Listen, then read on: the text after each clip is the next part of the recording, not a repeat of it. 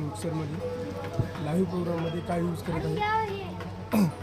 आज माझ्याकडे आहे यामाहा MGP 32X हे कॉन्सोल आपण कीर्तन आणि भजन लाईव्ह मिक्सरसाठी लाईव्ह प्रोग्रामसाठी यूज करत आहे। यामाहा 32 हे मिक्सर सेमी डिजिटल आहे। हे आपल्याला डिजिटल पॅनल मिळते, ऑन ऑफचं बटन। यामध्ये आपल्याला एम्प्लिफायर कनेक्शनसाठी स्टेरिओ, मोनो आणि तिथे 4 ग्रुप, त्यानंतर मॉनिटर सेटअपसाठी ऑक्स 1, ऑक्स 2, ऑक्स 3, ऑक्स 4 जे ऑक्स आहेत।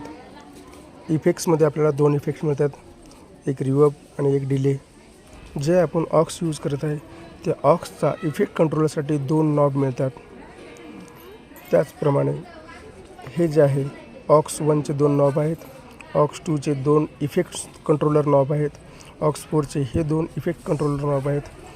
त्याचप्रमाणे ऑक्स 4चे पण हे 2 इफेक्ट कंट्रोलर, ऑक्स 5 आणि ऑक्स 6 या दोन्हीसाठी इफेक्ट कंट्रोलर मिळत नाही आपल्याला। त्याचप्रमाणे जे ग्रुप आहे 1, 2, 3, 4 या 4 ग्रुपचे इफेक्ट कंट्रोलर 8 नॉब हे वरती मिळतात। ग्रुप 1, 2, 3, 4 हे ग्रुपचे इफेक्ट कंट्रोलर नॉब आहेत। इंडिव्हिज्युअली माईक प्रोग्रामिंगसाठी आपल्याला हे मेन मास्टर बटन आहे। त्यानंतर इथे PFL, यामधून जे आपले PFL खालीवरती होते, लाईट ब्लिंकिंग करते, हे कंट्रोलर प्रत्येक मायकाचे कंट्रोलर दिलेले आहे। त्यानंतर स्टेरिओ जे मेन स्विचमध्ये आहे, स्टेरिओ त्याचा आवाज कंट्रोल करण्यासाठी। त्यानंतर ग्रुप 1, 2 पुश बटन मिळते। त्यानंतर ग्रुप 3 आणि 4 push button, power off on button individually मायकासाठी मिळते। त्याच्यावरती pan button. Individually separate 2 effect आहेत, रिवर्ब आणि डिले, हे आपण आपल्या पद्धतीने सेट करून यूज करू शकतो। त्यानंतर ऑक्स 1, ऑक्स 2, ऑक्स 3, ऑक्स 4 हे जे 4 ऑक्स आहेत, मॉनिटर, फीडबॅक यासाठी आपण मेनली यूज करतो। त्यानंतर इफेक्ट्सच्या मेन पॅनलकडे येऊ आपण।